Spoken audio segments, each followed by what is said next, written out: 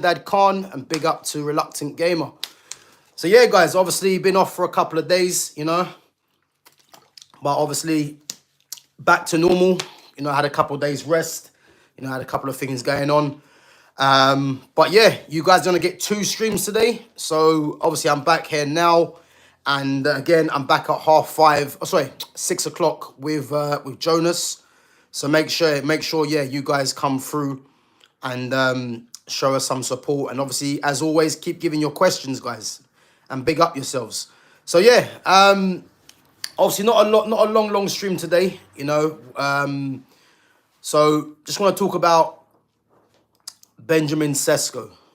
So obviously there's been links to Manchester United, for Leipzig striker Benjamin Sesko, and I'm not a massive fan of Benjamin Sesko personally. And as I said, there's reports that Ruben Amorim is chasing Sesko.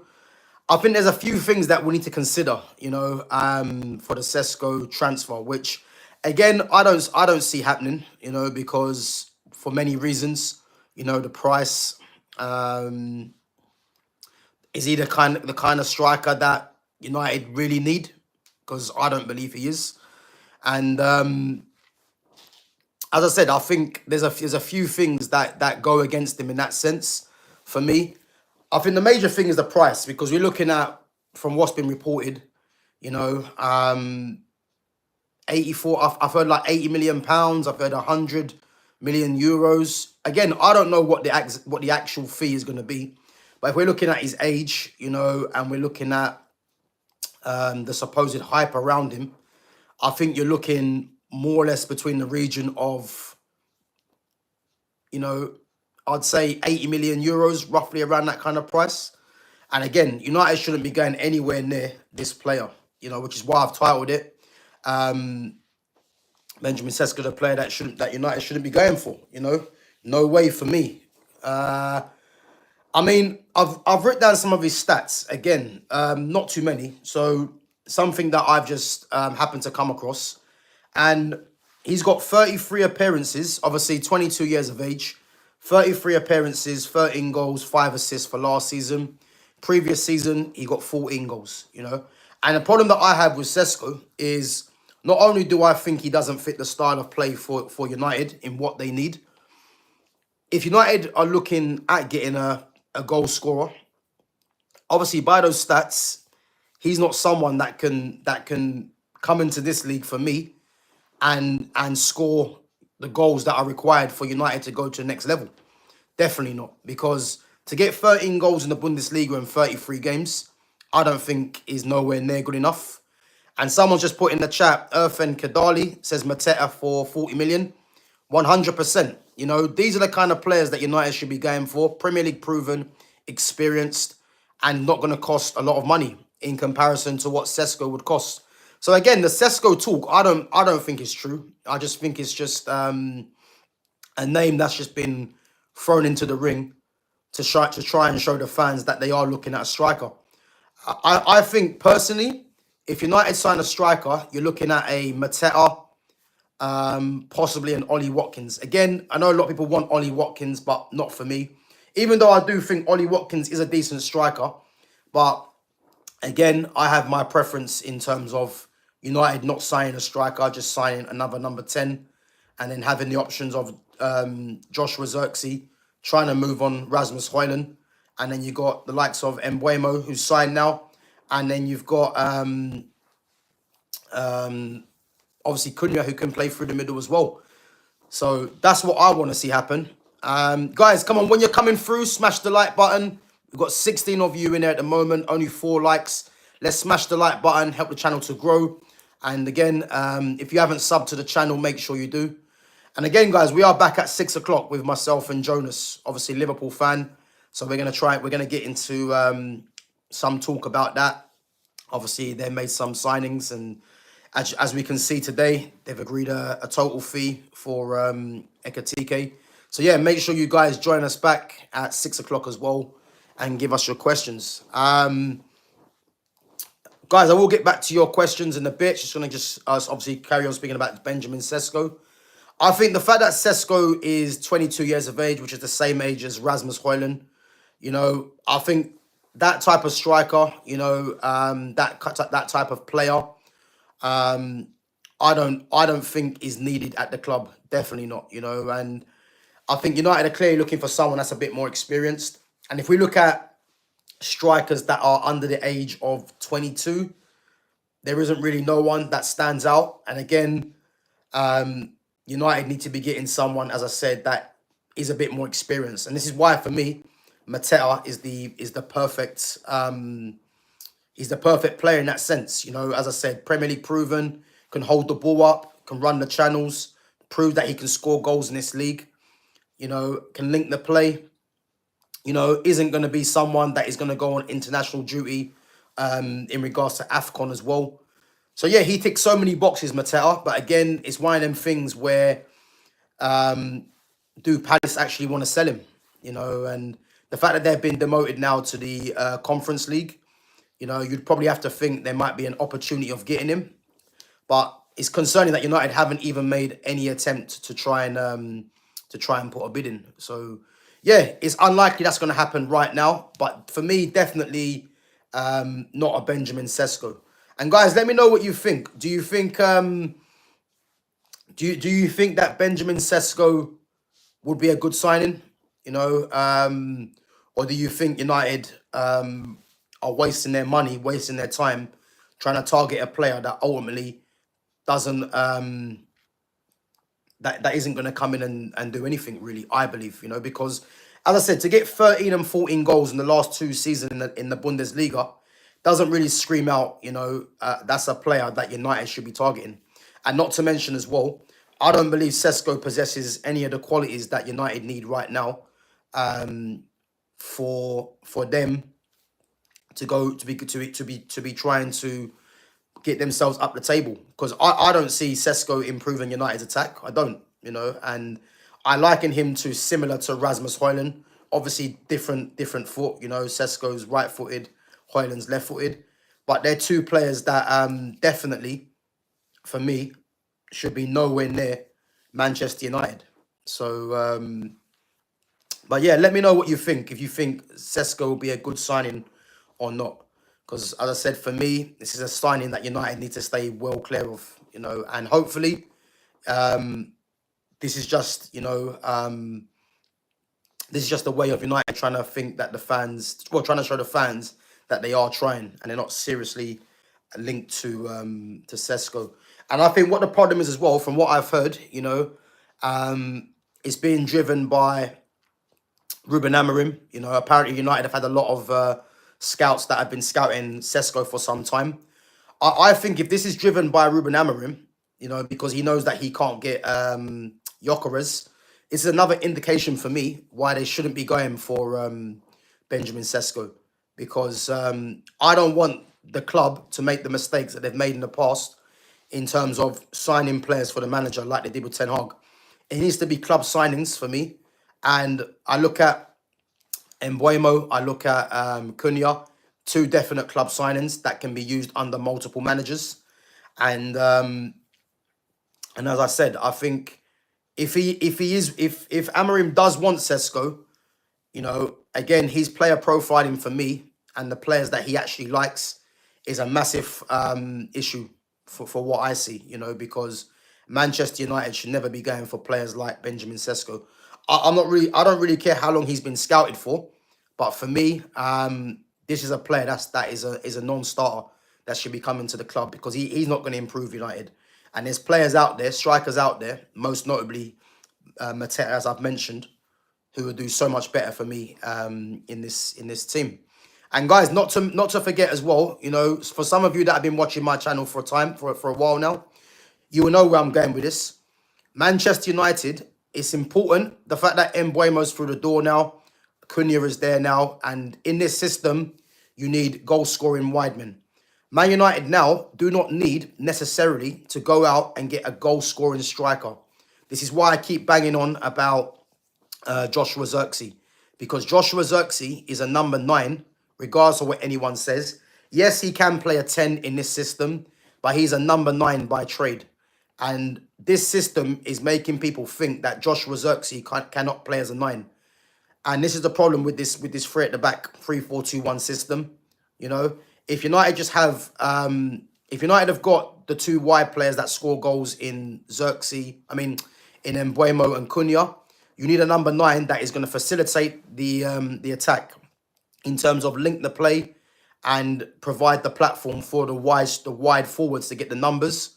And obviously Zirkzee will chip in with goals as well and get his fair share of assists. So this is why it's not a necessity to go out and get a number 9 striker that is just going to score 50 goals or 30 goals or 40 goals, because that isn't realistic. If you was to go out and get a striker like that, the likes of Mbuemo and Cunha are not gonna get goals. You know, these are a lot of things that go over people's head. You don't go in and buy a number 9 striker that you think will score 30 to 40 goals and think that the wide players are gonna flourish as well. That's not how it works. A number 9 striker like a Zirkzee, you know, if he's the facilitator for the wide players get the numbers, and then obviously the number 9, you know, will be the link man, will get his fair share, but will provide a lot more assists as well. And that's how football kind of works, guys. This is why I want Zirkzee to be restored back to being a striker. Alternatively, you know, Jean-Philippe Mateta, he can score goals, but he can also facilitate for the attack as well. So this is why, for me, it's important that United either pick the right striker. If it's a Mateta, I'm fine with. I don't want Ollie Watkins because it's the same sort of problem. You know, I think Ollie Watkins is a better option than a Sesko for me. But I just think that keeping Joshua Zirkzee, restoring him back to the 9, and having those different options, or if you go and get a Mateta, then, you know, that could be the answer, because he can do both. You know, and those are the only two options I see right now as viable for the striker's position for Man United. You know, I'd much prefer United, for me, to just go and get another number 10. You know, go and get an Eze, who's a creator and can get goals, because you've got the goal-scoring wide men in Cunha and Mbuemo. You know, you've got Ahmad, who, for me, is one of United's best players. But the fact in this system, we're seeing Ahmad as a wing-back, I don't really like. But as I said, he's an option out there as well. So if United don't get a striker, just go and get another number 10. But most importantly, that central midfield needs to be improved, you know. And as I said, I've mentioned so many times, and I think someone else has mentioned in the chat today already, Carlos Baleba. You know, I keep saying Carlos Baleba, and I don't see any news on him. I'm just hoping United pivot to Carlos Baleba. He is the perfect player for this system right now. Again, I'm not a massive fan of this system, but if we're just focusing on that right now, he is someone in the midfield that United desperately need, because of the fact that he's left-footed to add balance to the midfield, the fact that he's tenacious to win the ball back, the fact that he's press-resistant as well, he's box-to-box, and he's 21 years of age, you know. So as I said, he ticks so many boxes, and it's just frustrating to see that United haven't even been linked to him. But let's hope there is news on that front, but we'll have to wait and see.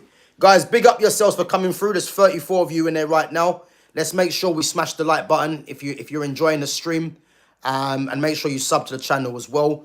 I'm going to go through your questions, guys. Big up yourselves for coming through. So we're going to go through each and every one of your questions.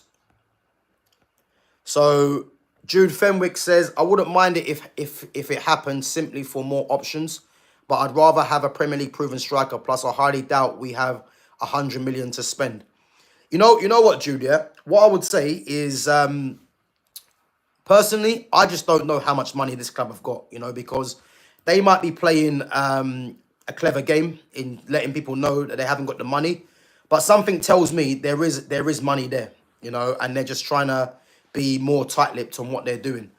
What I would say, the proven striker thing for me, I think where United are right now, United don't need gambles. You know, United need certainties. And this is why Jean-Philippe Mateta and Ollie Watkins have been spoken about, you know. And guys, I'm going to touch on quickly as well, Nicolas Jackson, you know. So I've got a poll coming out, I think at 12:30. You know, it's between two players, one that I've spoken about already. What striker would you guys take? Yeah. So keep an eye on the poll that comes out at 12:30.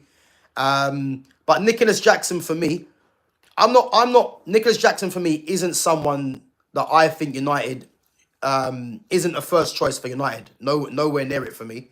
But when I see that Man United have Rasmus Højlund, at the club, it confuses me to see why people are saying Jackson's not good enough and, he shouldn't be signed. I think if United don't get a striker, and as I said, they restore Xerxes to being a striker, I'm not too fussed, But if they desperately want a striker and they can't get Mateta, Watkins is going to cost too much money. And it's between the likes of Sesko and someone else, let's say. Then for me, if we're looking at Premier League already, I wouldn't say proven, but he's obviously played in the Premier League, so he knows what it's about. Nicolas Jackson wouldn't be a bad shout, if it's for reasonable money. Because, again, he's not my first choice, but if I'm looking at Jackson and I'm looking at Sesko, it might be unpopular, but I'm taking Jackson over Sesko because Jackson's already here, for one. Jackson is, for me, I know he's not a great finisher, but in terms of occupying a defence, I think he could do that. He can link the play as well.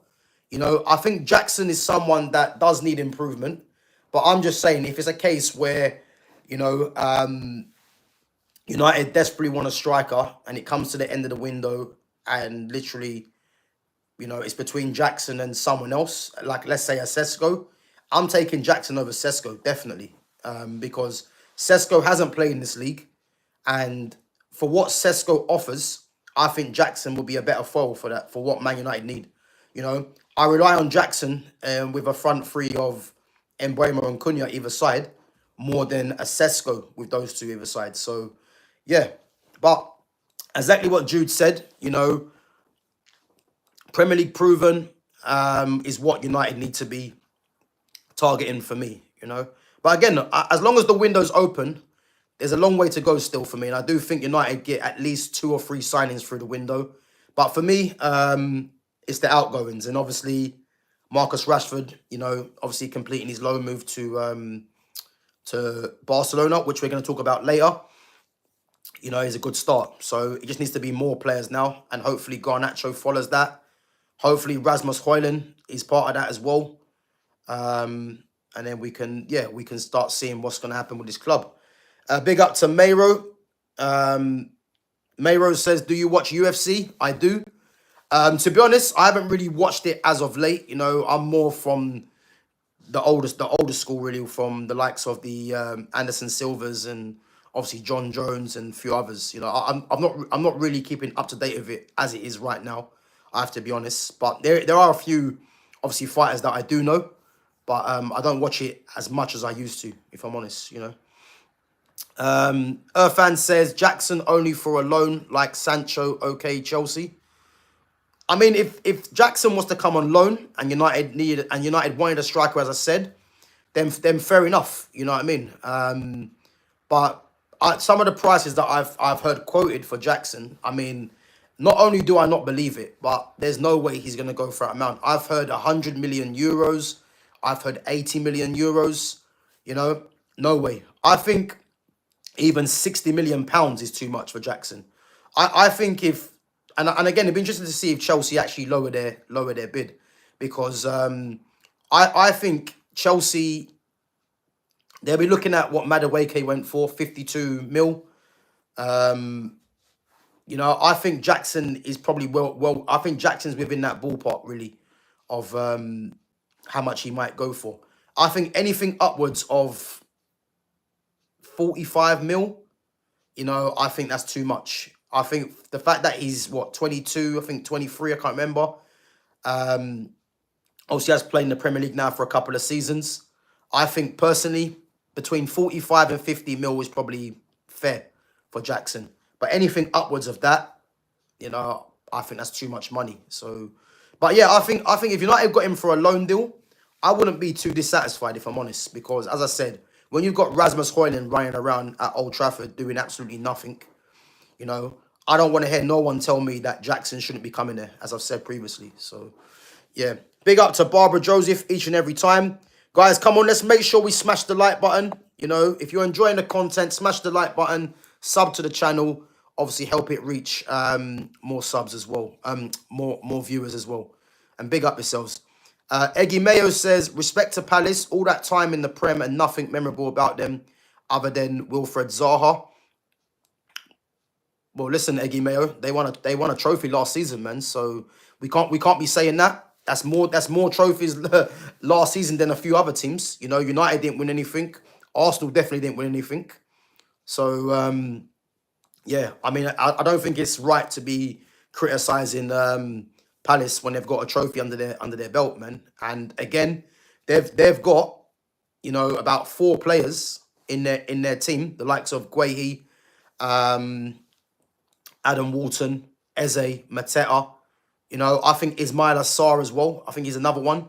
They've definitely got 5 players there that can go and play, you know, for the top 8 teams in the league, top 6 in the league. So they've got pedigree in their team, man. So, you know, I don't think it's right to criticize what they've done, because they've got players in their team that can go and play for the better teams in the league, and they've won a trophy, you know. So yeah, that's what I will say. Earthan says Man United's midfield is crap. We need Carlos Baleba. Listen, I'll go as far as saying I've been one of the ones that has been screaming out for Carlos Baleba. You know, I've been saying Carlos Baleba for so long. You know, I haven't seen too many other channels say Baleba. I think a lot of people want Adam Walton, you know, and I think Adam Walton's a top player in the making. But Baleba's more important for me, especially in this system. Because as I said, to have a player like that is 21 years of age, you know, he's Premier League proven already as well. He's left-footed, which is so important for the balance of the team, you know, and the fact that he has the qualities of a press-resistant player, you know, he's someone, as I said, that is tenacious in the tackle and he's box-to-box. If United don't sign him, you know, then he's going to go to one of the big teams in Europe. I can promise you that, because he won't be staying for long at Brighton. I don't believe. And again, I'm just surprised there hasn't been more teams that have even put a bid in, you know. And again, a lot of people have been saying about the price, but again, until you put a bid in and test the waters, you're not going to know how much that the club want for him. Because who knows? They might put a bid in for him, it might get rejected, and then he might say to the club, look, I want to go. And the club might think, okay, we'll let you go for this price. But at the moment, there isn't anything that is substantial that's been coming in for Baleba, which I'm surprised at, you know. But again, as I keep saying, he should be made the #1 midfield target for Man United, you know. Man United haven't had a left-footed central midfielder since Fred, you know. Fred had his detractors as well at the club. But if you think that United brought in Ugarte, you know, and removed Fred from the club, I'll have to say that's embarrassing, because Ugarte isn't better than Fred. Fred was more of a goal threat, you know. In possession, Fred was better than him in possession. You know, in terms of winning the ball back, you know, they're probably the same. But Fred added balance because he was left-footed to that midfield. And as I said, Baleba for me is someone that definitely needs to be targeted. Guys, come on, make sure we smash the like button if you're enjoying the content, and keep your questions coming in. As I said, I'm back, guys, at 6 o'clock today with Jonas. So make sure you guys come through and support the channel, and obviously give us your questions as well. Big up to Medan 1950 from Indonesia, Bali. Big up, man. Big up for coming through.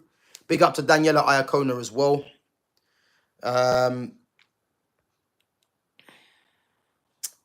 So Mitchell Stark says Mateta over Sesko as striker. Yeah, listen, 100%. I don't rate Sesko anyway, so I've never rated him. I don't really see why United are going in for him. You know, as I said, if United want a striker that scores goals, why are you going for Sesko? Because he's proven over the last 2 seasons in Germany that he's only got 13 and 14 goals, which, to be fair, isn't good enough. If we're being honest, his overall play for me is not what United need. You know, I think, yeah, he's a winning runner in the channels, but I think United need more than that. They need someone, first and foremost, that can link the play. I think linking the play is so underestimated, you know, because if you look at Rasmus Højlund, for example, Rasmus Højlund can't link the play and he can't hold the ball up as much as what United need him to do, you know. And so many of the attacks break down through Rasmus Højlund because, as I said, he just can't link the play and hold on to the ball for any sustainable amount of time, which again is a massive problem. So yeah, as I said, man, this is what for me Sesko is a bit similar to Rasmus in that mode. So United just need someone that, as I said, Mateta is ideal because Mateta's proven in this league that he can hold the ball up, he can link the play, and he can score goals. So you're getting all those things covered that United need, and you're getting a striker that can put the ball in the back of the net. So this is why he's high in demand for me, Mateta. And as I said, the fact that United have them wide strikers now, the wide forwards in Mbeumo and Cunha, you know, it's even more important that you got a number 9 that can do those things. Because if your number 9 is just going to be running the channels, yeah, your left and right 10 are not going to thrive. They're not, because they need someone that they can play off, you know, and this is what it's going to come down to. Big up to M.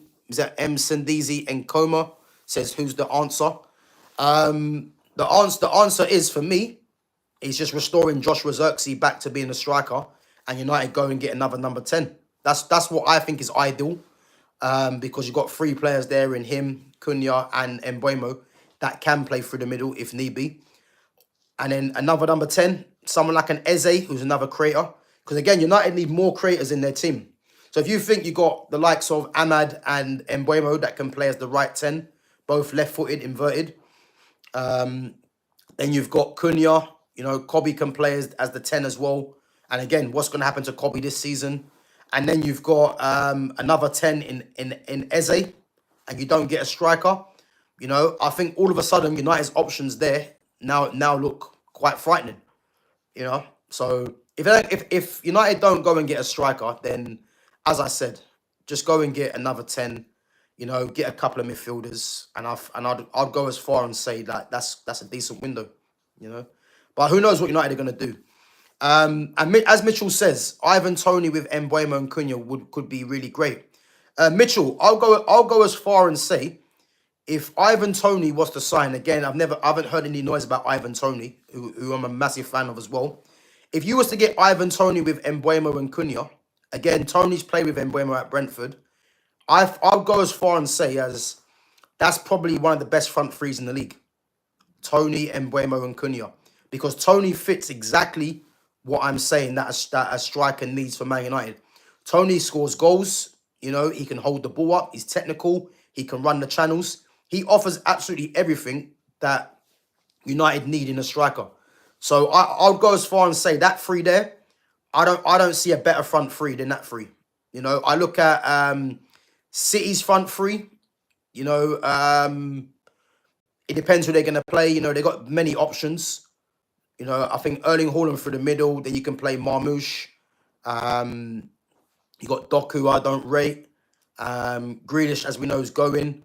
You got Savinho on the other side, Oscar Bob. You got Foden, Cherky. They've got loads of options.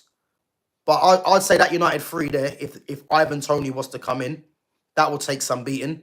Liverpool's front three, Salah, Gakpo, Ekatike coming in now, or Luis Diaz. Yeah, you put that up there with them. I think they will compete. Chelsea's, well, if Cole Palmer plays on the right, you know, because I think what they've got in Neto, I think Neto's good. You can have Neto, you could have, but the left-hand side for me is a problem. João Pedro as a striker or Delap. Yeah, I'd fancy United's front three. If Toney was to come available, I'd fancy that front three there of Toney and Mbeumo Cunha. I don't see a better strike force than that in the league, if I'm honest. You know, I think you're probably saying Liverpool's, possibly Man City's that could have a right to be up there. You know, and this is what I'm trying to say to you. This is why a signing like that is important. But again, there's been no links there anyway. Jude says, how do you feel about Rashford leaving to Barcelona on loan? You know what? It was always going to happen, you know, and I think personally Barcelona have been pretty smart because it's a loan deal with an option to buy. So they're gonna see how Rashford does, obviously, and what I can see happening. And guys, this is what I can see happening. I think Barca are probably looking to see if there's anyone this season that becomes available on the market and that's going to suit their system. Because I think what they need in Rashford, they need someone that can play through the middle and play from the left. So Rashford kind of fits both roles for me, you know. But what I would say, what Barca are doing, I think it's more of a case where they're giving themselves an option for this season. Someone in Rashford that will sell a lot of shirts as well out in Spain. And the fact that it's an option, you know, they're gonna look at, right, can he be beneficial to us in the future?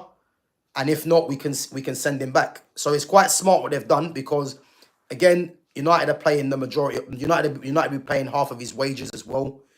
And again, the fee that they can get for him, I think it's about 20 odd million, 25 mil from what I've heard. So yeah, they've been smart what they're doing because they definitely need another option. Rashford's got the pace as well to threaten him behind in that league. But I think Barca are just using it for the season because I believe they send Rashford back. And guys, don't be surprised if Rashford comes back to United before and Amorim's out the door. Because that's a very distinct possibility that happens, you know. But do I think it's a good move for Rashford? It's a great move for his career, personally, going to one of the best teams in the world in Barcelona, playing with the likes of Lamine Yamal, Robert Lewandowski, who he can learn from as well, Pedri, you know, that will be finding with them passes, you know. So for Rashford's career, it's a great move. For Barcelona, it's a very smart move because, as I said, it's an option to buy.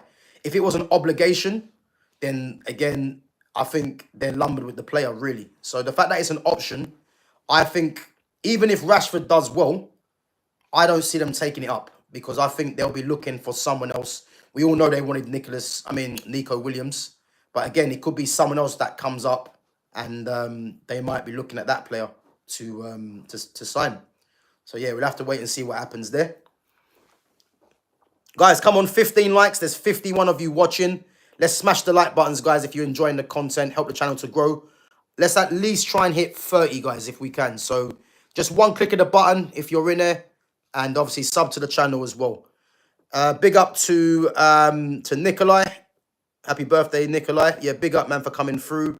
Big up to Akin Sanud as well. Just going through all your questions, guys. Big up yourselves, man, each and every time for taking the time out today and coming through. Big up to MA Edit says, Rashford to Barca, is it a good deal? And also, should we sell Anthony? So if we talk about Anthony first, for me, I wouldn't sell Anthony. You know, I've been very clear on this. I think as an option, you know, I think he still has something to offer. The problem we have now is that because United are not in Europe, you know, it's one game a week. I think Anthony will be sold now because, I mean, personally, I wouldn't sell him. I'd give him another season.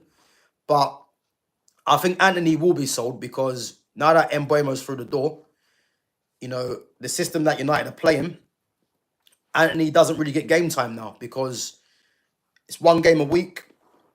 Mbeumo's going to be first choice. You've got Ahmad as well.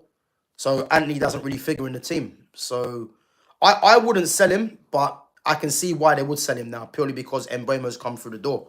So if United can get some money for Anthony, you know, and obviously get his wages off the books as well, you know, it's good business, really. So I don't really have any problem with that happening. But the Rashford deal, as I just mentioned, for Barcelona, it's a smart deal. For Rashford himself, for his career, I think it's a very good deal. I do. You know, Champions League football as well, going to one of the best teams in the world.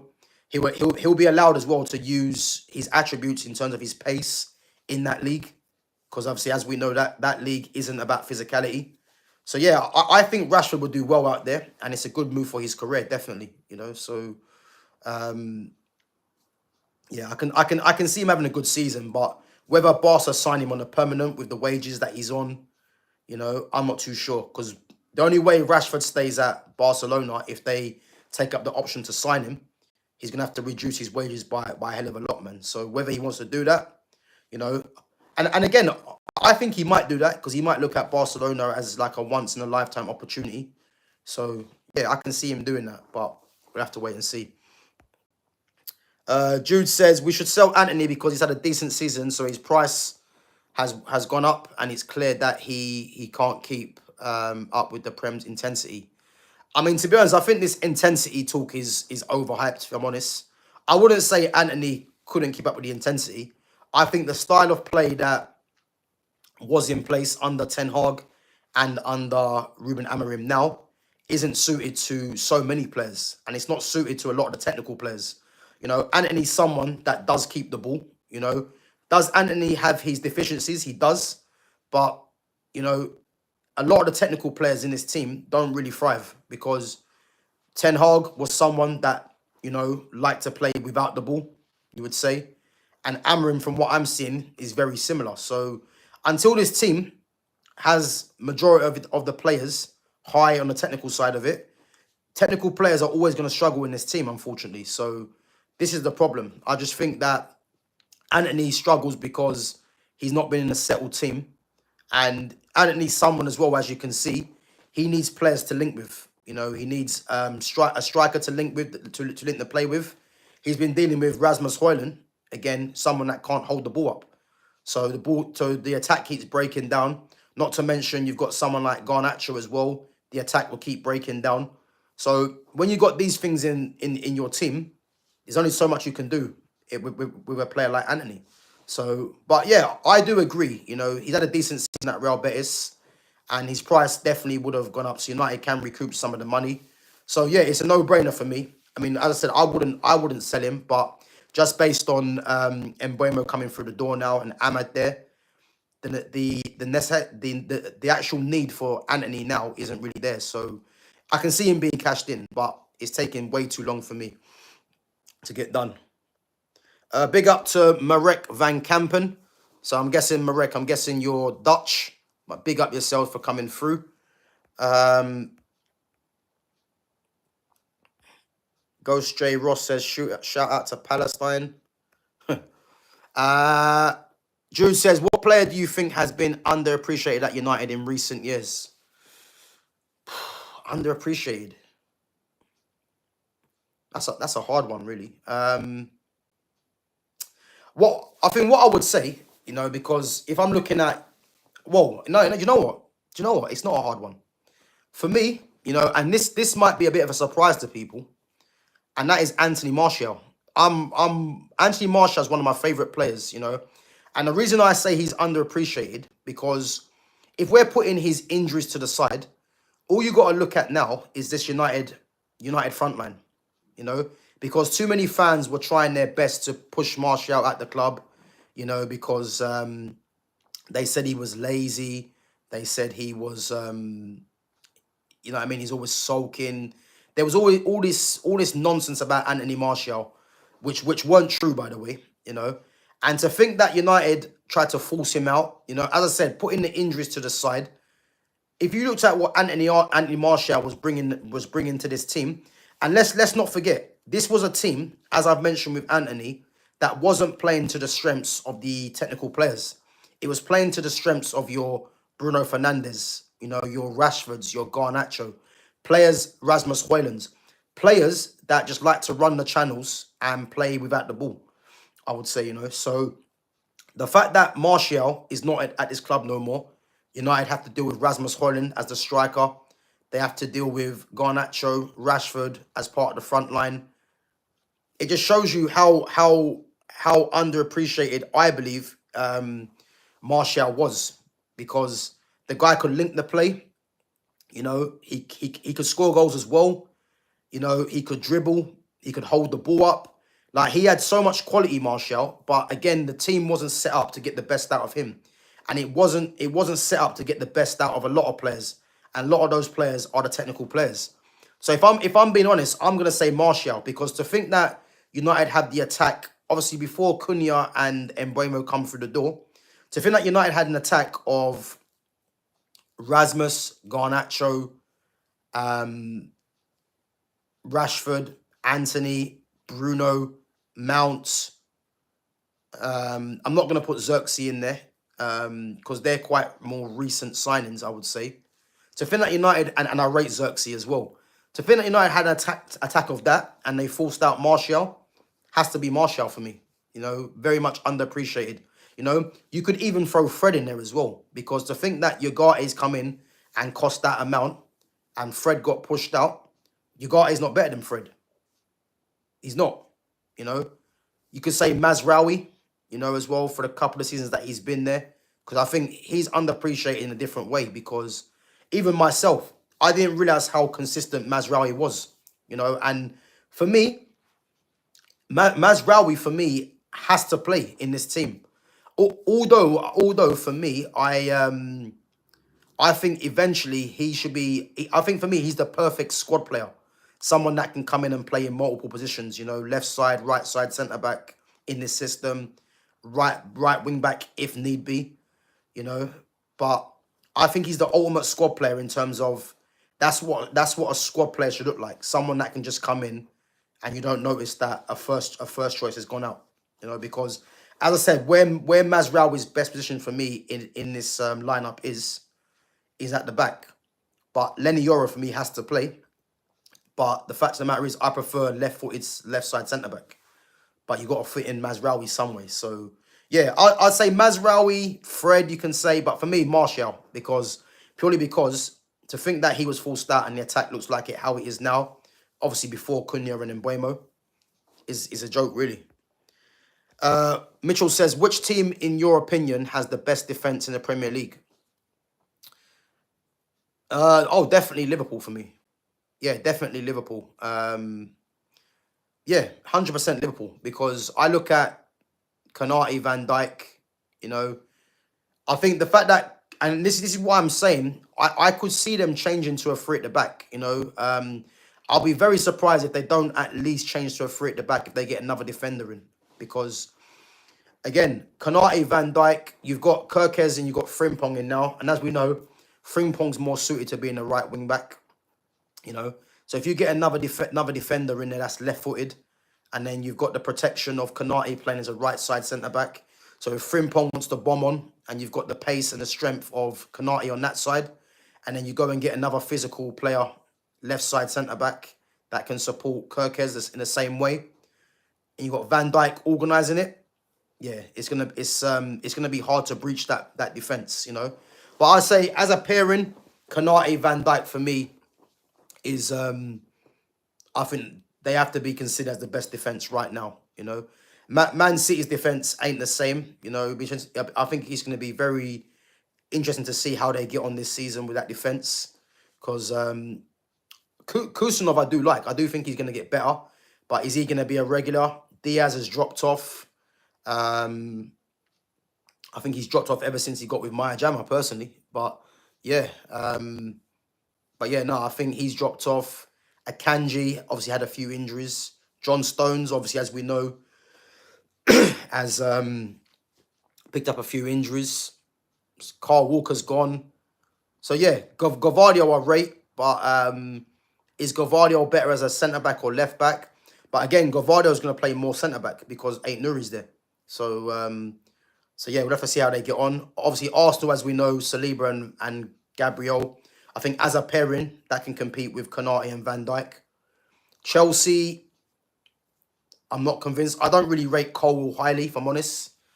And but Colwill's going to play and who's going to be his partner, because it should have been Fofana, but Fofana's obviously injury prone. Trevor Chalobah's coming and done very well. Tosin the same. But yeah, I'm going to say Liverpool have the best defence, you know. But again, we'll have to see this season because, yeah, a lot of things could change. HM says United need to sign a goalkeeper. Listen, for me, it's not a necessity. It's definitely not a necessity, because I look at what United need to improve, and central midfield is a must. Is a must. I mean, I've spoken about it before. United have a central midfield of Bruno Fernandes, who doesn't fit in this team. He has no place in this team, but the manager is trying to shoehorn him into central midfield in this system. Casemiro, who I'm a massive fan of, you know, but Casa's got one year left on his contract, and you'd expect him to go end of the season. Ugarte, as I said, isn't good enough. Collier's injury prone, and Kobe Manu can't play as a 2 in this system and is more suited to playing as a left 10. So this is why midfield is a must, and this is why I keep saying Carlos Baleba is a certainty to sign. You know, the Punisher says Kazmat or DDP. So I know, is it Kazmat Chimaev? I'm not sure who DDP is. Who's that? That's not Dustin Poirier. Oh, Dustin Diamond Poirier. Okay. I actually think Poirier is good. Poirier is a great striker. You know, I think he's one of the best strikers. But Khamzat Chimaev, I think he's a submission artist. So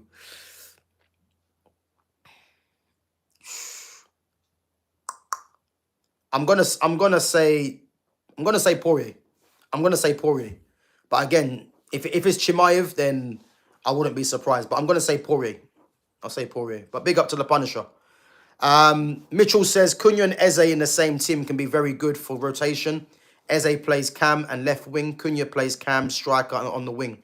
Yeah, big up Mitchell, man. And Mitchell, as I said, this system that United are playing, this is why it's frustrating me, because if this manager was to play a 4, which again, he's stubborn, so he's not going to change formation, which is why I'm just looking at the first 5 games of the season. And if the manager doesn't get the job done, they have to move him on. The next guy that comes in, just go back to a 4. Because in the 4, you've got the likes of Cunha, who can play as a 10. He can play as a left winger and as a striker. So he covers 3 positions, you know. In this 3 at the back, he covers 2, yeah. Eze, the same. Eze can play as a 10. He can play as a left wing if he was to join in the 4. You know, if he was to play a 4-3-3, he could possibly play as a left-sided attacking central midfielder. You know, in this system right now with Eze 3 at the back, he only covers 1 position, and that's the left 10. So this system right now is making a lot of players that are versatile only cover fewer. Well, they're covering fewer positions than if they was to play in a 4. You know, you look at Mbeumo. Mbeumo covers, you would say, 1 position, and then you would say 2 in sort of emergency if you want to change the flow of the game. So he plays obviously as a right 10, but can play as a wing back in this system, I believe, and as a forward, if anything. You know, Kobe Mino we've spoken about already. Kobe Mino can only play as a 10 in this system, but in a 4 he can play left side of a 3 in a 4-3-3. In a 4-2-3-1 he can play as a 10, you know, or as a central midfielder. So again, this system for me is just making certain players, like Ahmad's a prime example. In this system right now, we're looking at Ahmad as a 10, as a right wing back. And Ahmad's not a right wing back. He's a 10 or a right winger in a 4 at the back. So, yeah. But yeah, to say that Cunha and Eze were playing the same team together and play well, I agree. And again, it is rotation, because if United don't get a striker, you can just play, as I say, if you want to play Cunha as a 9, let's say for argument's sake in 1 game, then you can just play Eze as a left 10. You know, Xerxes there can play as a 10, but obviously as a 9. There's options there. So, so Jude says, is Eze left-footed or right-footed? Eze's right-footed, bro. Yeah, he's right-footed. But again, he'll be a very good option if United don't get a striker, because, as I said, Joshua Xerxes, just play him as a striker for me. And then you've got Eze. Then you've got Cunha and then Mbeumo that can play as a 9 if need be. Big up to Gunners fan. Guys, come on, we got 20 likes. Let's smash the like button if you haven't done so already. We're going to go for another 10 minutes, guys. And as I said, I'm going to be back later at 6 o'clock tonight. So make sure you're there.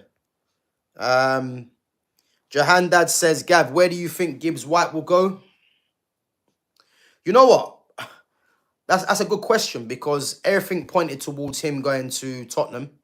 And what I want to know is if this release clause is actually valid. Is that an actual clause in his contract of 60 mil? Because if it is, then I'd say he goes Tottenham. But from what I'm hearing, there ain't a release clause, and this is why Nottingham Forest are unhappy with Tottenham.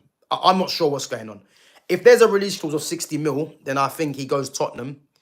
If there isn't, then I can see Forest trying to drive a hard bargain with Tottenham for the price.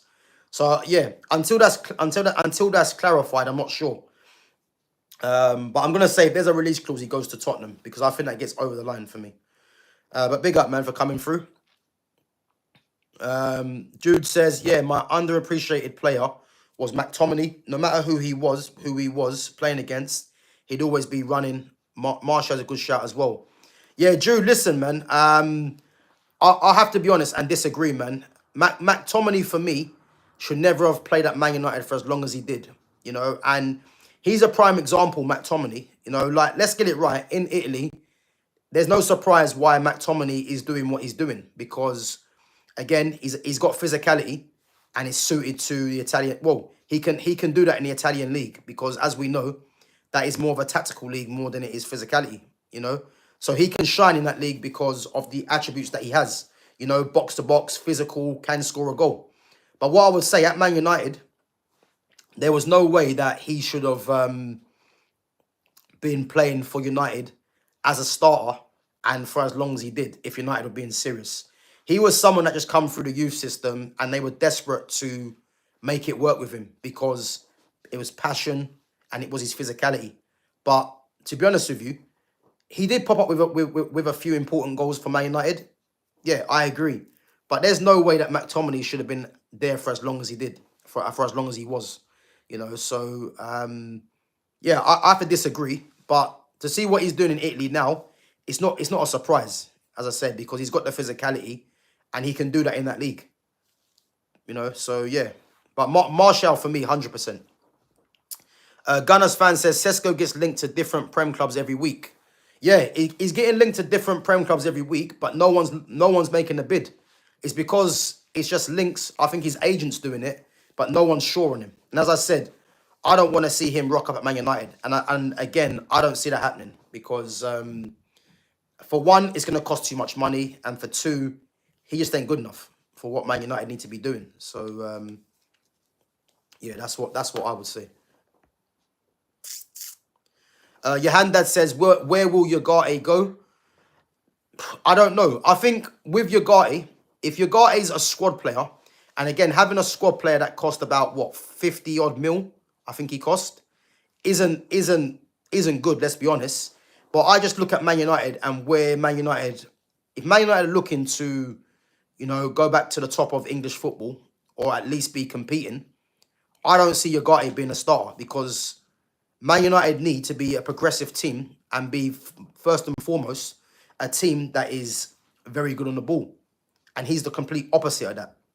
So if he's going to be a squad player, he's an expensive squad player, a bench option. But if he does move on, I'm not quite sure. But what I will say is that there's no way for me he becomes a regular starter, because he just isn't good enough for where I believe United should be going, Mazraoui was performing when he was given the chance. His dribbling and defense skills are great. Yeah, listen, Mazraoui he's one of the most consistent players in the league. He is, and as I said, for me, he's the perfect squad player in terms of someone that you can just bring in, in any position, and he'll give you a solid 6 or 7 out of 10. And as I said, before Mazraoui came to United, obviously I watched him at Ajax and at Bayern Munich, but I didn't know he was that consistent. So he's a great player to have in the squad. But as I said, in this system, he has to play, for me, in his best positions as a right side or left sided centre back, and if he plays as a left side centre back, I prefer left footed centre backs on the left side and right footers on the right side. But because he has to play and he plays best in those positions, it means you haven't got that suitability in terms of that side of the foot on that side of the pitch, unless you play him as a right side centre back, which means you're playing Lenny Yoro as a left side centre back, and again he's not left footed, So, but again, if you play a 4 at the back, just play him right back, and this is the thing. This is why I'm saying this system, this 3 at the back, it's a killer for a lot of players in terms of just playing them in their natural positions. Big up to Joe Talk says, should we get Lamens or Emmy? To be honest with you, I don't really know too much about Lamens. You know, obviously I've heard the links over the last couple of days with him. If we're saying Lamens or Emmy Martinez, then again it's a no-brainer. It's Emmy Martinez because of what Emmy Martinez has done. But again, the thing is, let's get it right. Andre Onana hasn't been great. You know, do I think Andre Onana is being made the scapegoat for United at the moment? I do, because Onana isn't as bad as what a lot of people make him out to be, in my opinion, you know. And for me, he's a problem, but he isn't a problem that has to be resolved more than others, you know. If we look at the fact that Rasmus Højlund cost 72 million and had 4 league goals to show for it, he's a bigger problem than what Onana is, because he's got the number 9 shirt on his back, you know. The manager keeps starting him, and he's had four goals to show for it. So he's a bigger problem than what Onana is. You know, I think with Onana, if you get a more solid defense and a more solid midfield in front of him, you know, I think that's a good base. And if he is still letting in stupid mistakes and he's got a better protection in terms of the midfield, because let's face it, the midfield and the defense in front of him as a collective isn't great. You know what I mean? It's not the most solid that it can be. If you get a solid midfield and a solid defense in front of him, and he's still making stupid mistakes, then fair enough. But I think he's not a massive problem as what many people think, many people make out to be. You know, but again, he's gonna stay at the club, which I don't see him going, and this is why Lamens has been mentioned, because Lamens is gonna come in as a backup and hopefully try and compete with him. Whereas Emmy Martinez, you're gonna have to pay a high fee for him, and he's going to come in expecting to start, which means that you're going to have a goalkeeper like Onana on the bench who costs what? How much did he cost? About 50 mil or something like that on the bench, which ain't going to happen. So, yeah, but I would definitely say Martinez because I haven't seen much of Lamens. But as I said, I don't think Onana goes anywhere. And for me, isn't a massive problem in comparison to others. You know, I look at Luke Shaw, Mason Mount, Rasmus Højlund, Garnacho, obviously Rashford's gone now. Them guys for me, Bruno Fernandes, and he's now staying. Them guys were more important to let go of than Onana for me for different reasons. Luke Shaw's been here now almost 10 years. He's on 190 and spends the majority of his time injured. You know, Mason Mount has another number 7 shirt on his back. He's on 250 and costs 55 to 60 mil and doesn't have a regular place in this team. You know, Rasmus Højlund, I spoke about already, 72 mil, 4 league goals. Garnacho, bad attitude, you know, and obviously out of all the players, he's going to be 100% profit to get rid of. So yeah, all these things, Bruno Fernandes, 100 mil for a player that doesn't fit in the system. He's been shoehorned into the team. And as I said, that 100 million could have been used to get more players in. And the manager wanted him to stay. So all these things that have happened, you know, I think they're bigger problems than what the Onana thing is, you know. But again, in the future, United need to be looking at Onana to be moved on if he is still repeating the same old mistakes. But, you know, I think at this moment in time, he's not a necessity to get rid of higher than others. If the others went and he's going, then fair enough. But at the moment, it's all the talk about Onana for me. Gav, where do you think Palace will finish? Well, if Mateta goes, if Eze goes, Guehi, I think Walton stays. I think bottom half, I would say. You know, I think those 3 players there, you've got the centre-back, the captain, you've got their most creative attack midfielder in Eze, and then you've got the goal scorer and target man in Mateta. That's a crucial part of the team, and that's literally like almost right down the spine of the team. So I think they'll finish in the bottom half if that was to happen. If they manage to keep all them players, you know, then I'd say mid-table. Because I think this season the top 8 is going to be difficult to predict, because there's some teams there, man, that that will be fancying their chances in that top 8, you know, for the money that they spent as well. So Yeah. So Jahandad says, Gav, if you were on a slot, would you sell Kanate now or wait for him to accept the contract? Personally, I think they need to give him a new contract. I know what's been rumored. I think was it rumored about 200 grand a week he wants apparently for a centre back. The thing is with Kanate, I can see why he's asking for that because he's looking at the fact that if he goes on a free transfer, he can go and get that at Real Madrid and get a massive sign-on fee as well. And if you look at what is on offer now for centre backs in the world, the relationship that he's built up with Van Dijk, you know, he's a league winner. He's fairly still young as well, French international. I can see why he would want that because, as I said, he can go and get that possibly elsewhere, in my opinion. You know, whether people think he's worth 200 grand a week or not, I think sometimes you have to just bite the bullet and give the player what he kind of wants because you're getting a defender there that is one of the best defenders in Europe. He's already got the relationship with Van Dijk. And not to mention as well, if you go and buy a player to go and replace Kanate, you're only going to have to spend that amount of money that you would have given him on his wages to a new signing. And not to mention as well, they only have two recognised centre-backs, starters, in himself and Van Dijk at the club already. So I think Liverpool, if they're smart, they sign him. You know, there was links obviously to Mark Guehi, but if they sign Guehi, you know, they're going to have to give Guehi, obviously in terms of his wage and how much they have to pay Palace, what they going to have to give Konate anyway. So, yeah, and obviously they still need another defender anyway because Joe Gomez is injury prone, you know, and again, if they're going to get another defender, they need for balance a left-sided centre-back. So, for me, I'll definitely sign. If I was Konate, if I was on a slot, I would definitely sign Konate to a new contract. You know, and if it is 200 grand that he's rumoured that he wants, I think sometimes you have to just bite the bullet and give it to the player, man. You know, in this instance, Diaz has been overrated for about 4 seasons now. I think when Diaz first come in, he was definitely, you know, one of the best defenders in the league. I think over the last couple of seasons, I think he's been slightly a bit of a liability, you know. But that might be down to the fact that Man City as a team have dropped off. So who knows?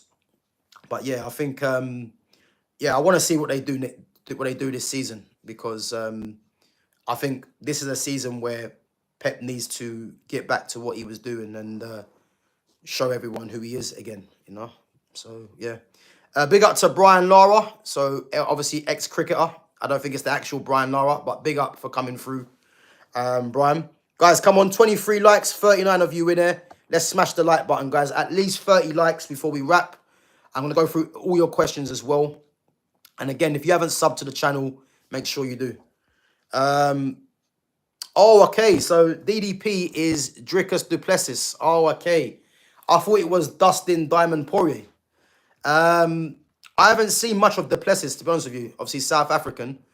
I don't really know much of him. I haven't really seen him. But I'm going to say, in that instance, then, I'm going to say Chimaev, you know. But I've heard this Duplessis is actually very good. But big up to Broderick, man. Big up, bro. Big up to Emmanuel says, Kudus. Yeah, listen. Kudus is someone I wanted that Man United. But we've got Mbeumo, so... You know, if Mbeumo or Kudus is the sign that I wanted at United. So we've now got Mbeumo. So, yeah, I'm satisfied with that. But I do think Kudus would be a great signing for Tottenham. I rate him highly. If you had to bring one Manchester United legend into this team, who would it be? For me, it has to be Roy Keane. For me, one legend...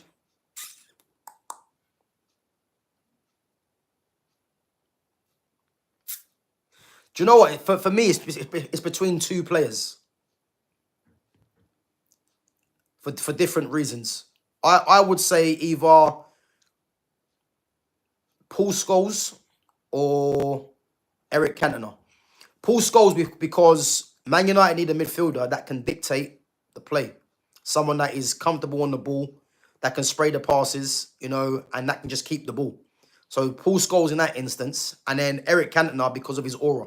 Because Eric Cantona as a player, even though we've got Matthias Cunha, who I believe is the closest player in the squad to an Eric Cantona, but I would say either one of them players because just for different reasons.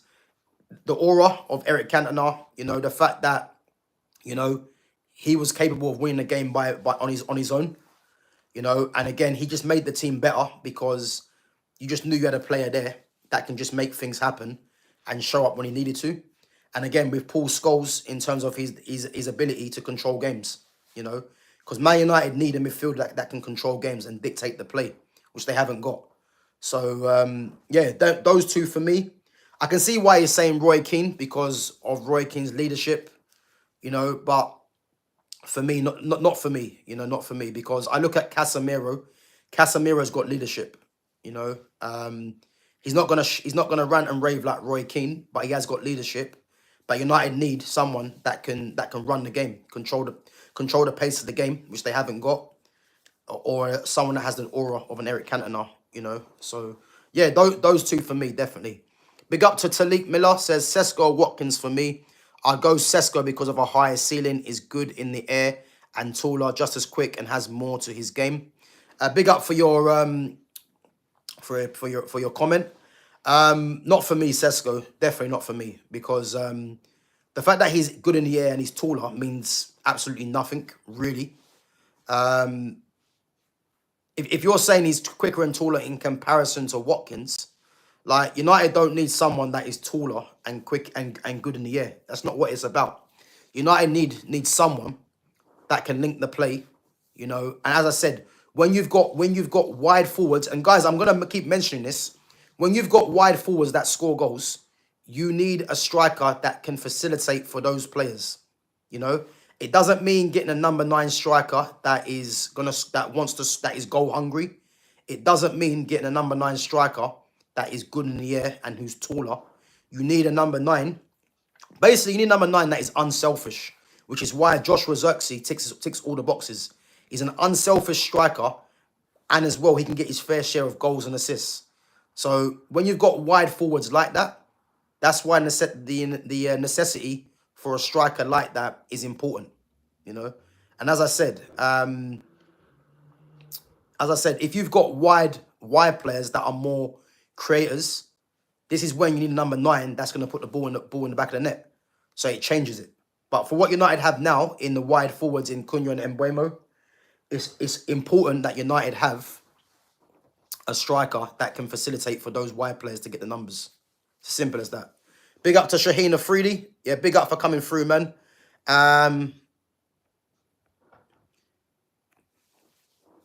Big up to 40 Years Life as well. I think United should sign 2 strong centre-backs. Your fullbacks are good enough for the squad. I disagree, 40 Years Life, but big up for coming through. I think in terms of the centre-backs, I don't think it's a necessity, because I look at the midfield being important for me. And I look at centre-backs. If United could get a Castello Lukeba, who I think hasn't been spoken about enough, and the reason for me is because he's left-footed, left-sided centre-back, Aiden Heaven's there. And I think if you could have him and Heaven, 2 guys in this system that have pace in the wide areas, both physical as well, that's what them wide areas need. And this is why I think that those 2 are important. Again, if you change the system and go to 4 at the back, you've got Lukeba who can play as a left side centre back. Same with Aiden Heaven. And then in an emergency, they can play left back as well and still have the qualities needed for that position if you want to be a bit more defensive. But what I would say, Matthias de Ligt, Lenny Yoro, Maguire still there as well. Again, Maguire should have been moved on, but if he's going to be a backup, fair enough. I think United do need to get a centre-back in the future, don't get me wrong, to complement or this summer. But for me, the necessity is the midfield. The central midfield is a must. Because going through this season with Bruno Fernandes, Casemiro, Ugarte, Collier, and Kobe, who can't play there in this system under this manager, is a massive problem. So centre midfield is massive for me. So I'm gonna say there.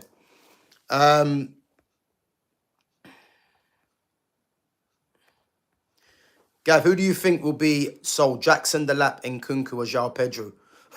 So João Pedro and Delap ain't going anywhere. Nkunku, I think, is on about 200 grand. So I think Jackson will be an easier sell than Nkunku, purely because Nkunku's wage. So yeah, I think between Jackson and Nkunku, and I'm gonna say Jackson. I'll say Jackson. So Talik says Anana's been a nightmare, needs replacing for me. Like the look of Lamons, catches the ball more than most, doesn't claim crosses and come off his line as much as I'd like, but doesn't make many mistakes. Yeah, listen, I hear that, Talik, man. As I said, Anana hasn't been great, but there's other issues that need to be sorted out for me before Anana. You know, definitely. But I do think. Because again, Anana's not going anywhere. That's the main thing. He's not. That's the first thing I want to say. He isn't going anywhere. So this season he's gonna have to. It's either make or break for him. But for me, there's more important issues to get rid of, as the players that I've mentioned previously. You know, because the fact that Luke Shaw's been there for 10 years and they're trying to force out Anana already doesn't really sit right with me. Again, Rasmus has been there a couple of seasons. He cost 72 mil. You know, Anana's been here for the same length of time.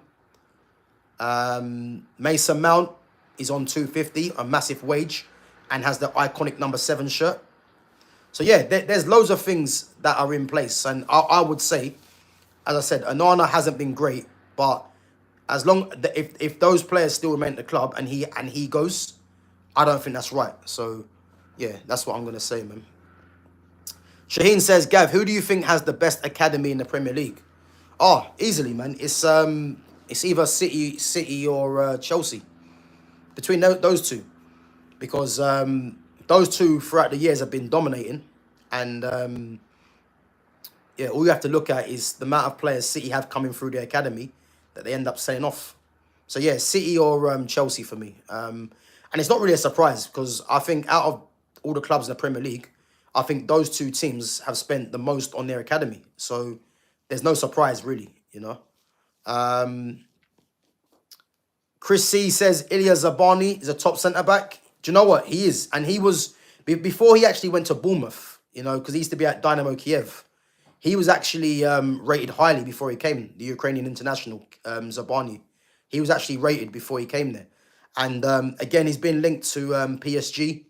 And again, PSG are probably looking at him as someone that can eventually replace Marquinhos, even though I think, you know, Saliba looks to me the ideal one that can do that if he was to leave Arsenal.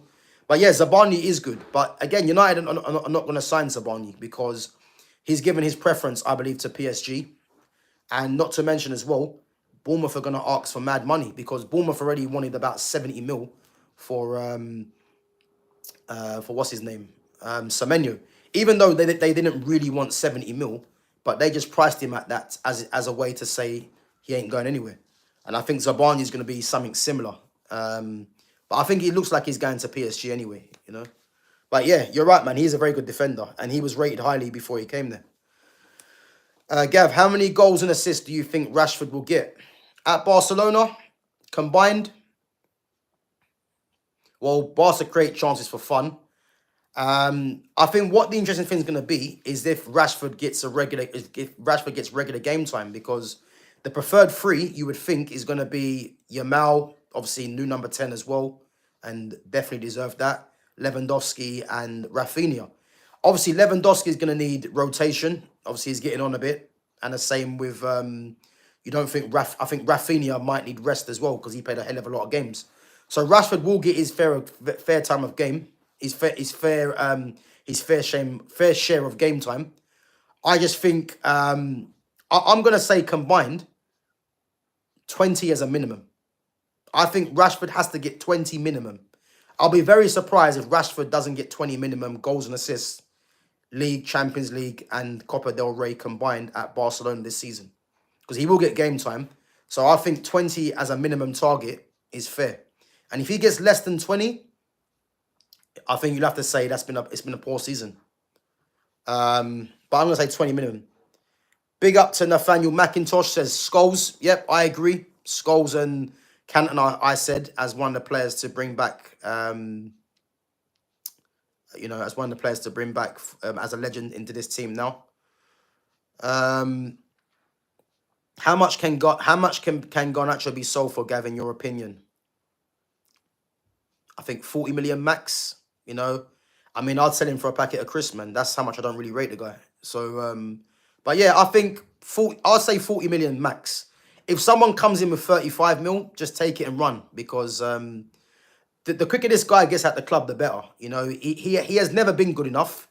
Potentially isn't going to be good enough, regardless of what many say, because, as I said, when I've seen players in Man United's academy, the likes of Giuseppe Rossi, Lee Martin, Ebanks Blake, Ravel Morrison, Angel Gomez, Mason Greenwood, Paul Pogba, Chris Eagles, plus many more. When I've seen loads of those players come through United's academy, and some of them not make it, not because they weren't good enough, but competition was just high at the time, to think that you've got someone like Garnacho who isn't better than any of them, just take 35 mil if it comes in and just keep it moving. You know what I mean? So, yeah. That's all I got to say about that, man, because the fact that this guy has lasted as long as he did in this first team is a problem, I had to sit here and listen to people start saying that Garnacho has potential to go and play for Real Madrid. Ahead of who? You look at Real Madrid's front line now. Vinicius Junior, Mbappe, Rodrigo, Goulet, Mastan Tuano, who they just signed. Brahim Diaz can play there as well. He ain't better than any of them. So the fact that people had this this noise about Garnacho potentially being a Real Madrid player, it just shows me that these people weren't watching the game properly, because he isn't good enough to start at any top 8 team in the league. I go through the whole league, and who is he better than in the wide areas? You're possibly only saying the promoted teams, and even that is probably touch and go. So yeah, just get rid of the guy as quick as possible, man, for me. 100%. So Yohandad says, Gav, give a bold prediction for this season. In terms of what, though, bro? Let me know what you mean. In terms of what? So Chris C says, Man United need a spine first and then build around that. Goalkeeper, centre-back, centre-mid, striker. Yeah, I mean, I hear it. I think goalkeeper, as I've mentioned already, it's not one of the definite things that I think needs to be addressed. I think there's other issues, as I've spoken about already, but could be something that is revisited, in the future, definitely. Centre-back, again, I'm happy centre-back at the moment. If we're being honest, there's loads of positions that do need improving. Let's get it right. But the main position that needs improving is central midfield, without doubt. That's the main priority for me, central midfield.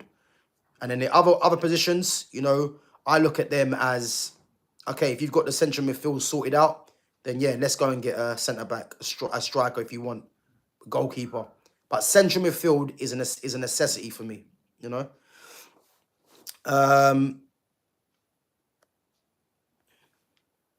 So Double A says, Delit, Martinez, Maguire, Heaven, Euro, Godwill, centre defence is stacked. Yeah, I agree. Even though, if I'm looking at that list, Double A, that you've put in, I'm looking at Delit, Heaven, Euro.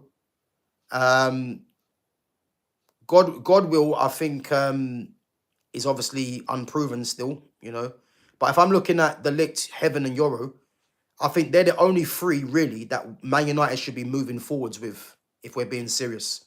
I think Martinez in this system is going to be found wanting, and I don't think he's good enough because, again, this 3 at the back system, you need, where he's going to play as a left-sided centre-back, you need to have pace in the wide areas, which he hasn't got, And for me, the height is an issue as well, in terms of diagonal balls. If you've got a taller striker, they might peel off to the left-sided centre-back and target Martinez.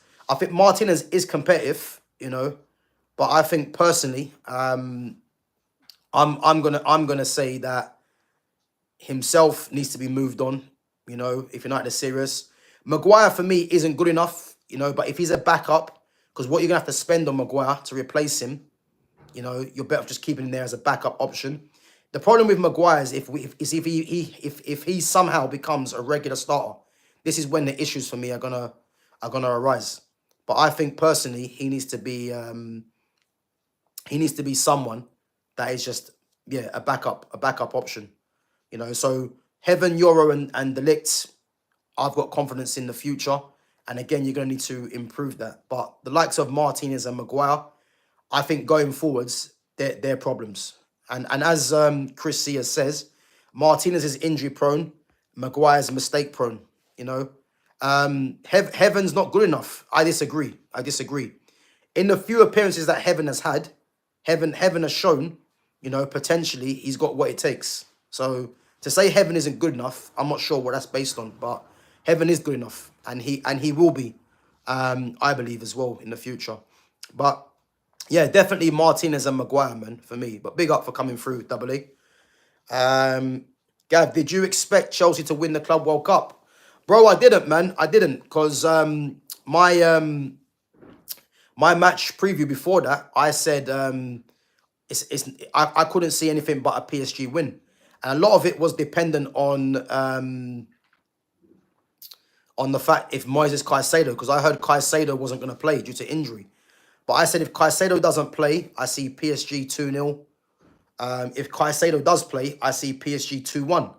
The fact that it was 3-0 and it was well deserved, hats off to Chelsea, man, because they deserved it, man, and they absolutely dominated PSG. And PSG, surprisingly, for the first time, had no answers, and so I didn't expect Chelsea to win that, man. So yeah, big up to them. So Double A says Ugarte, Bruno, Mainu, and Collier. Yeah, bro, listen, that midfield there, and you haven't mentioned Casemiro either. And again, Mainu can't play in a 2 in this system, so he's more adept to playing as a 10. So that midfield there is nowhere near good enough. As I said, Ugarte is nowhere near good enough. Bruno's been shoehorned into this team and isn't good enough in either position. Mainu can only play as a 10, and Collier is still unproven. So massive problems there.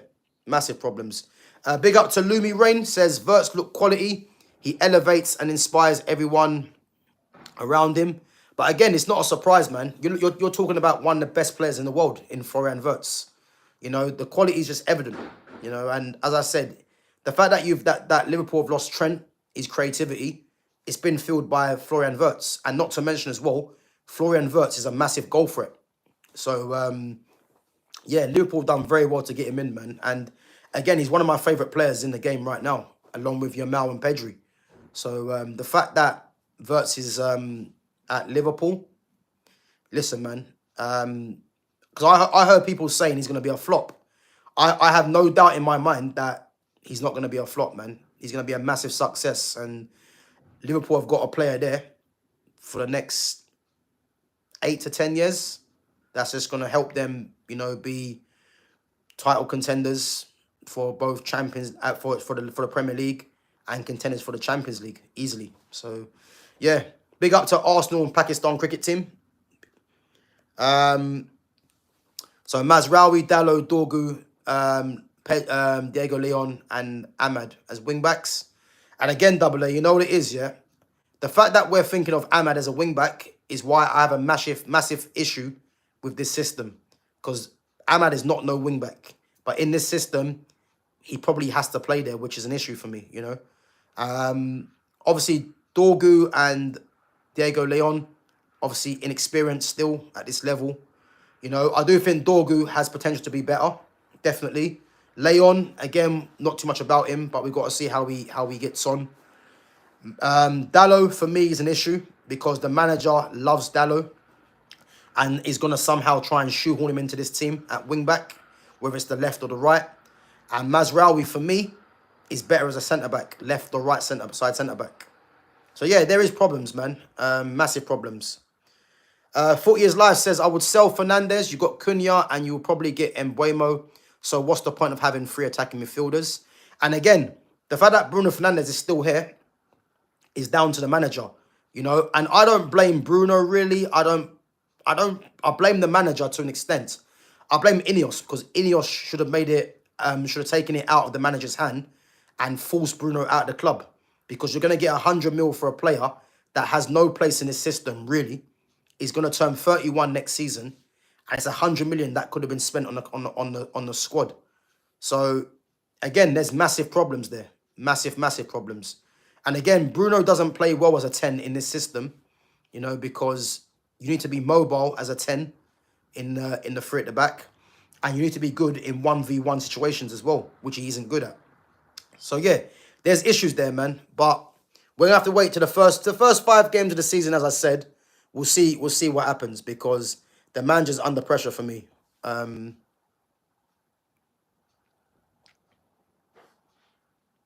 Yeah, I agree, man.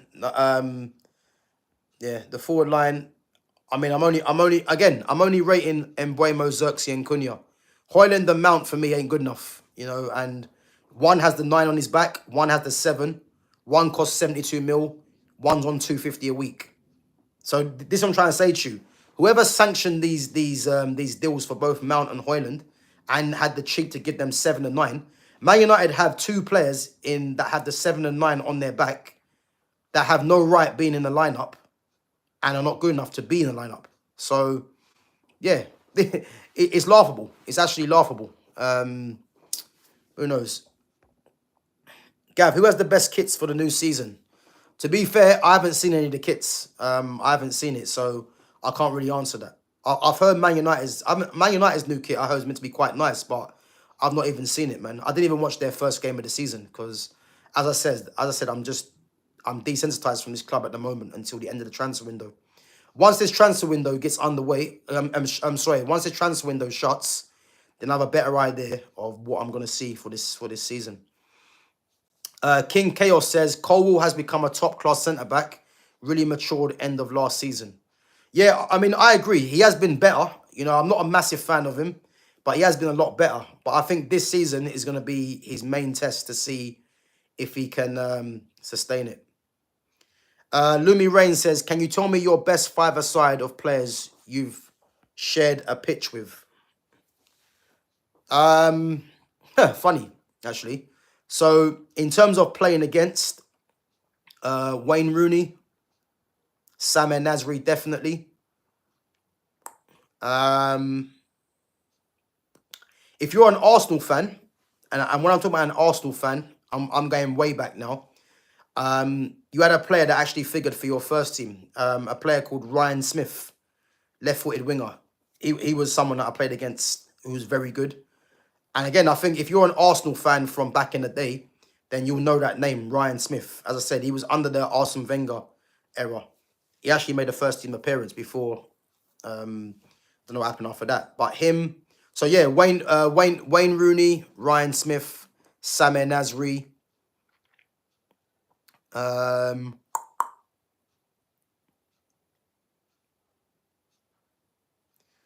to think now.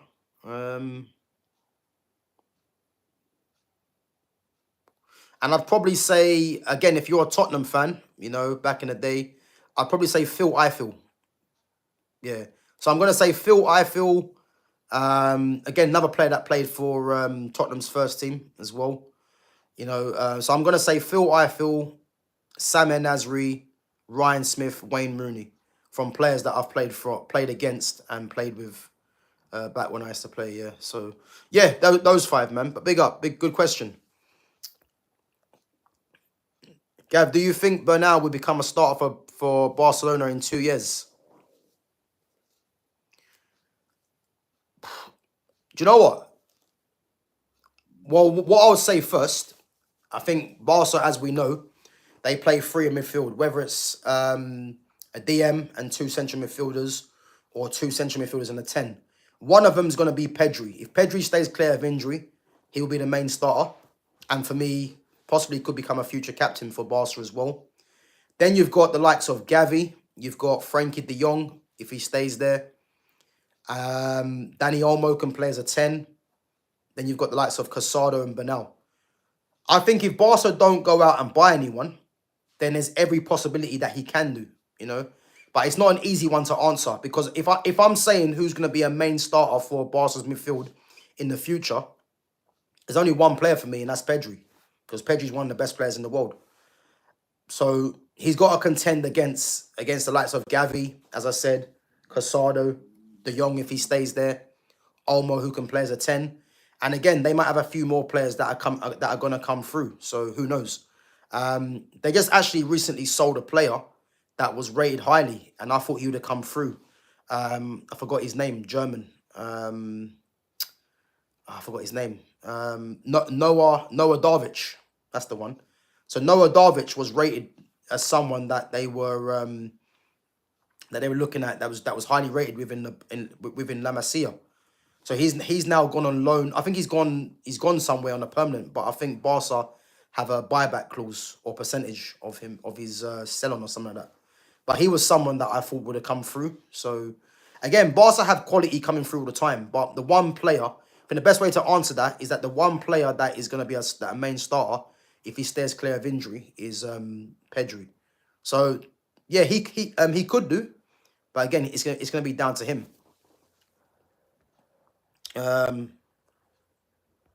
So Martina Klepak says Messi or Ronaldo. Easy, Messi.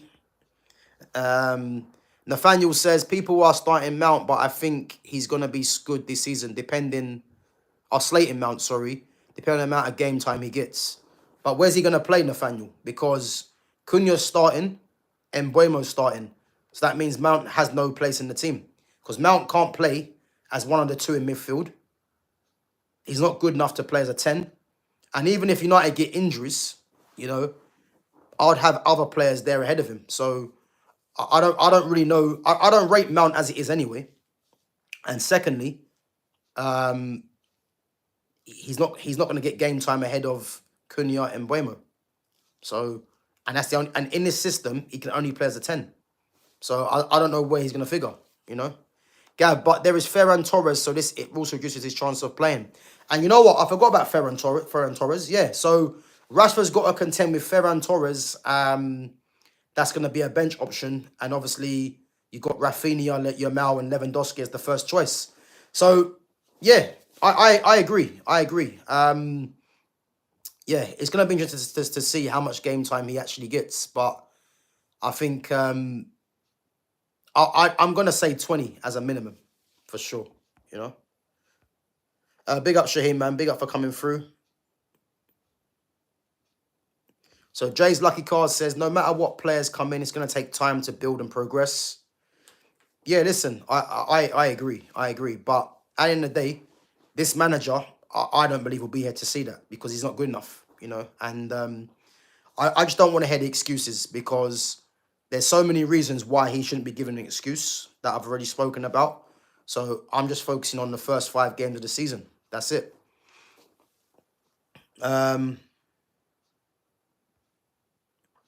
Yeah, big up Nathaniel, man. Garnacho is garbage. I agree, man.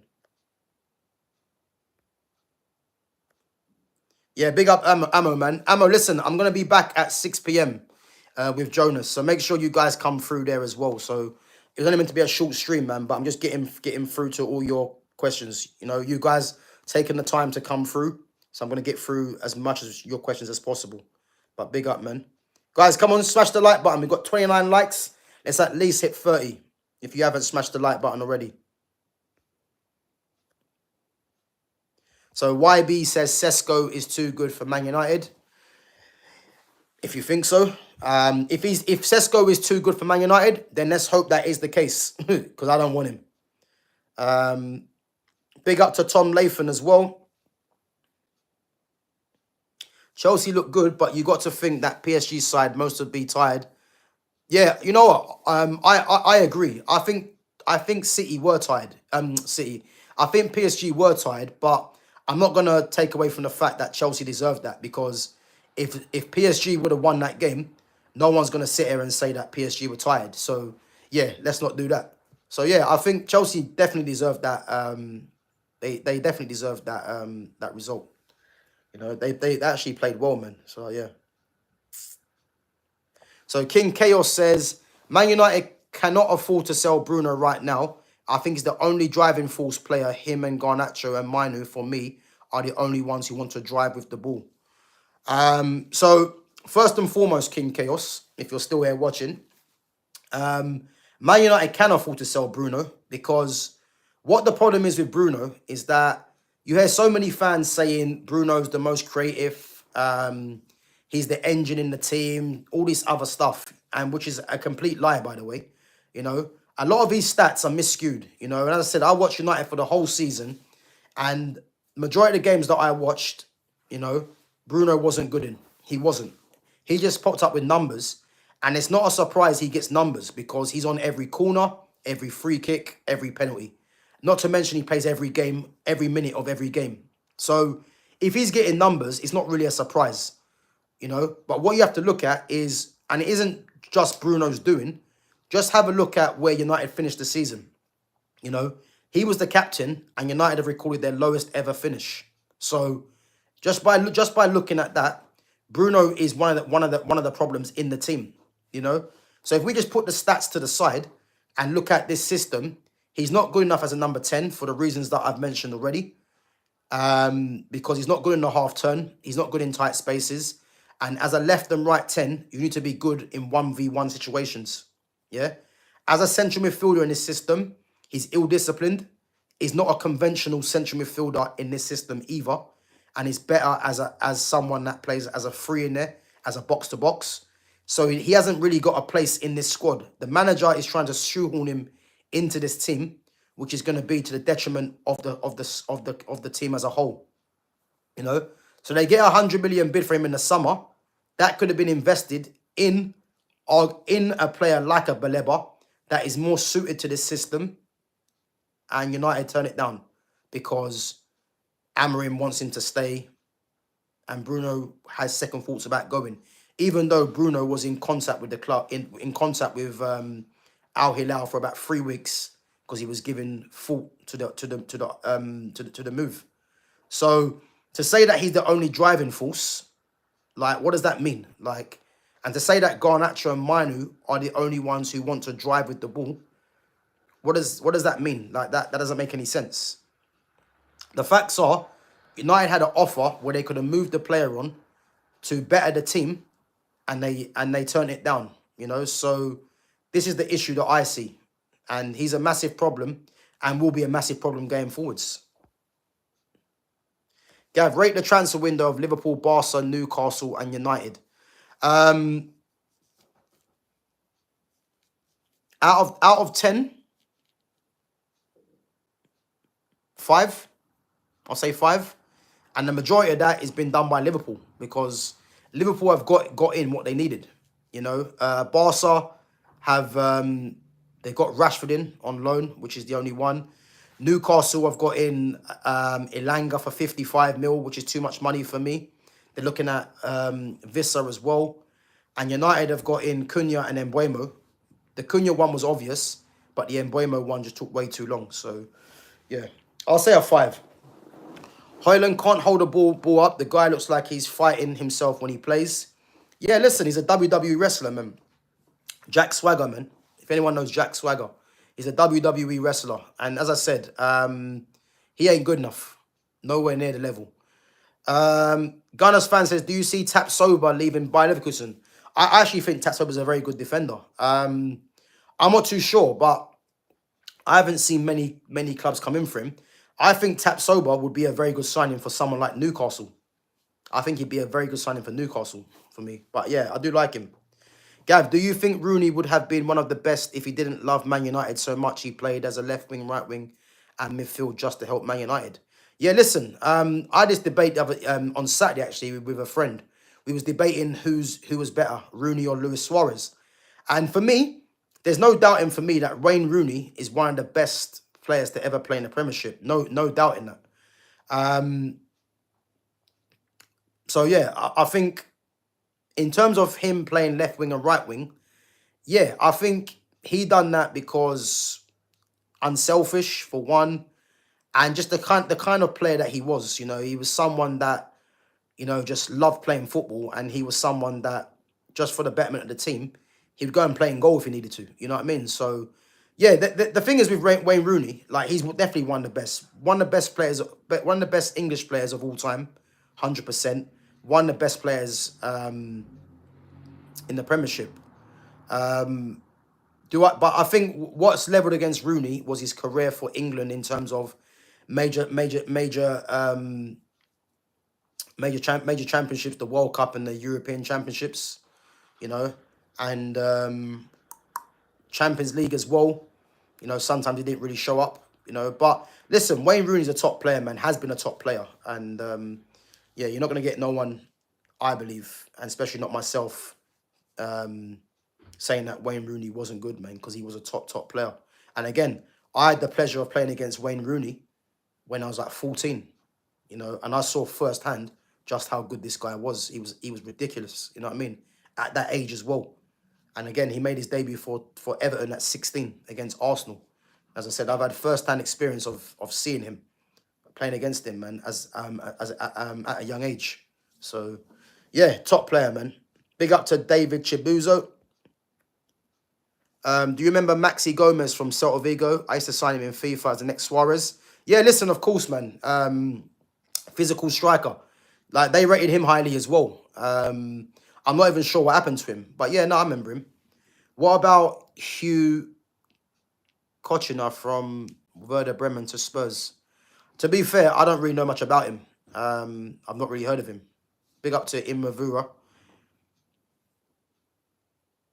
Yeah, listen, Lumi Rain, I agree. I don't understand this narrative that Rooney could have been one of the best. Without doubt, he was one of the best. Yeah, he was one of the best, easily. Yeah. I think that's the best way to say it, man. If I was to say the top 3 players ever in the Premier League, and this list is difficult because you're leaving out players that don't deserve to be left out.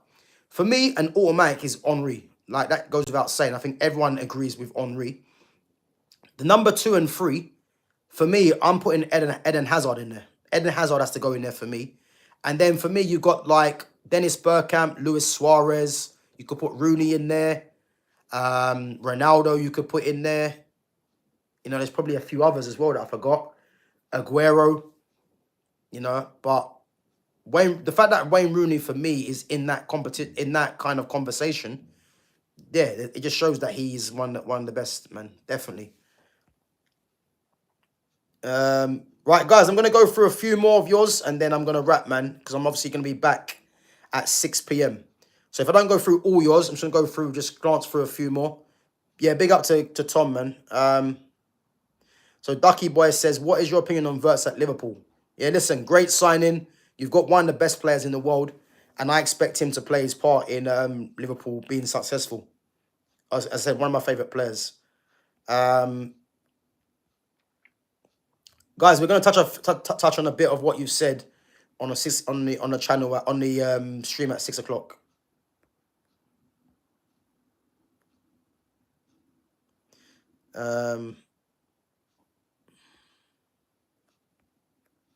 Big up to the Carrot Bros, says Ronaldo's number 1.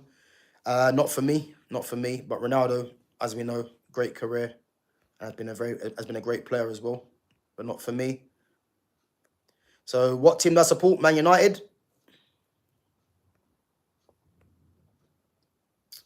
Right, guys, listen up. We're gonna be back at 6 p.m. with Jonas. So yeah, appreciate everyone for coming through. We've hit 30 likes, you know, which is much appreciated for you guys. Again, if you haven't smashed the like button and you're in here now, make sure you do. But yeah, I'll be back at 6 p.m. on my channel with Jonas. So yeah, we're gonna get into the conversation about obviously Liverpool's recent signings. You know, talk about Isak as well. Obviously, Rashford going to Barca that we've touched on here, and what does that mean? And obviously, Mbeumo joining as well. So yeah, we're gonna get through a couple more subjects on there as well. So yeah, make sure you join us back at 6 p.m. And again, if you haven't subbed to the channel, make sure you do. Make sure your notifications are on as well to see when we go live. And as I said, big up yourselves, each and every one of you, for coming through and supporting the channel, guys. It's much appreciated. Big up to all the mods as well. And yeah, big up Jude, man. As I said, guys, yeah, I'll catch you back at 6. And again, guys, there's a poll coming out. It should have come out already at 12:30. Some of you guys might have seen it. Some of you guys might not have.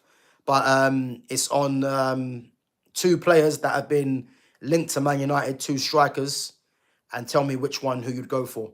And also 2:30 as well, guys. Another poll coming out as well. So yeah, keep an eye on that and let me know what you think. And make sure as well you guys comment on the end of the at the end of the stream. So yeah, guys, I'll catch you guys back at 6. Big up yourselves. Take it easy.